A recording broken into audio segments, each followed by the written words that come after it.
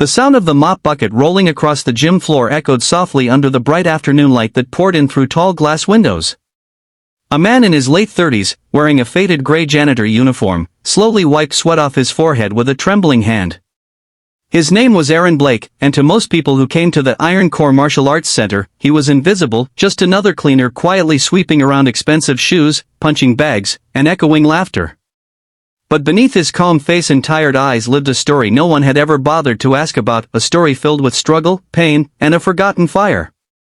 If you believe in kindness, second chances, and the power of never giving up, then please take a second to like, comment, share, and subscribe to Stories of Kindness.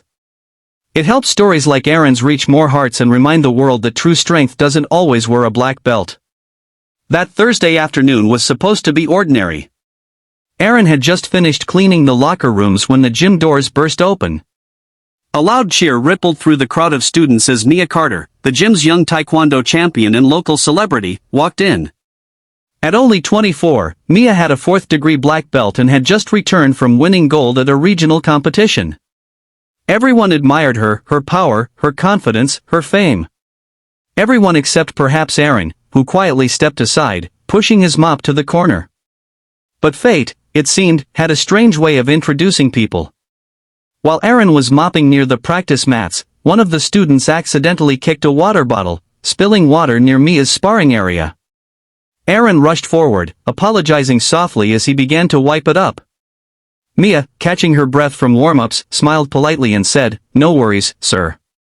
But her friend, a tall guy named Evan, smirked. "Hey Mia, maybe let the janitor spar with you next time, he's always here watching like he's training in his head." The group laughed. Aaron's ears burned. He smiled faintly, pretending not to hear. But Mia frowned. She didn't like mockery, even when it was meant as a joke. "Maybe I will," she said suddenly, her tone firm but playful. "Hey, what's your name, sir?" Aaron hesitated, standing awkwardly with his mop. "Aaron. Aaron Blake." "Nice to meet you, Aaron," she said. "How about a quick, light spar? For fun. No pressure." The gym went silent for a moment, then erupted into whispers. A janitor sparring with a black belt? Everyone thought it was ridiculous. Even Aaron chuckled softly. "Ma'am, I haven't done that in a long time." Mia smiled, her eyes kind. "Then maybe it's time you remember." There was something about her voice, not mocking, not challenging, but sincere. Aaron looked around. Every eye was on him. He could have walked away, and no one would have blamed him. But something inside him stirred, something buried deep under years of exhaustion and regret. He set his mop aside. "All right," he said quietly. "For fun." As he stepped onto the mat, people began recording on their phones, expecting a quick and harmless exchange. Aaron's uniform clung to his thin frame, and his tired eyes made him look far from dangerous. Mia, in her white dobok, tightened her belt and smiled encouragingly. "Ready?" she asked. The match began lightly. Mia moved fast, sharp, confident, professional. Aaron stayed calm, hands slightly raised, his movements minimal but focused. She threw a few testing kicks, which he dodged, barely. The crowd laughed softly, cheering for Mia. But then, on her 4th move, when she aimed a spinning kick toward his shoulder, something in Aaron's stance changed. His eyes sharpened, his entire body shifted like he had just woken up from a long sleep. He ducked smoothly, stepped aside, and tapped her wrist before her kick even landed. It was gentle, respectful, but precise. The crowd murmured.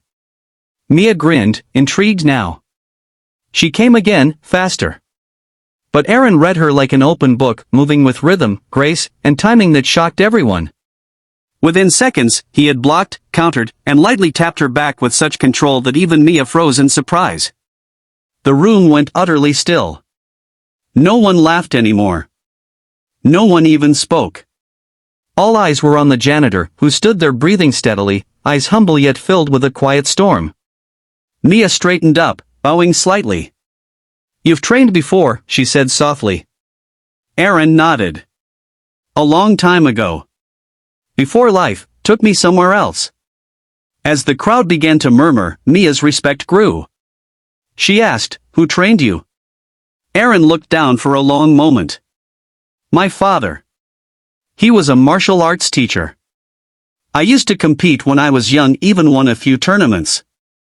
But when he passed away, I had to drop everything. My wife got sick soon after, and his voice cracked slightly. After she was gone, it was just me and my boy. I took whatever job I could to keep food on the table." The students were silent.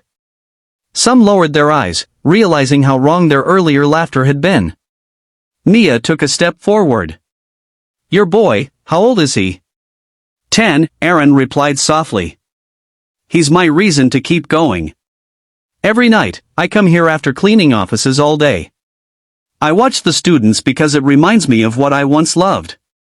It reminds me that discipline, honor, they still matter, even if life doesn't give you trophies anymore." There was something about the way he spoke, no bitterness, just quiet dignity. The gym owner, Mr. Peterson, who had been watching from his office window, came out and approached them. "Aaron," he said slowly. "You never told me you had a background in martial arts." Aaron smiled faintly. "Didn't seem relevant for mopping floors, sir." The owner looked at Mia, then back at Aaron. "Maybe it's time we change that."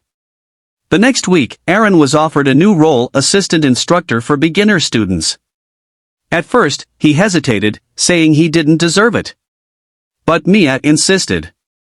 "You do. You just forgot who you are."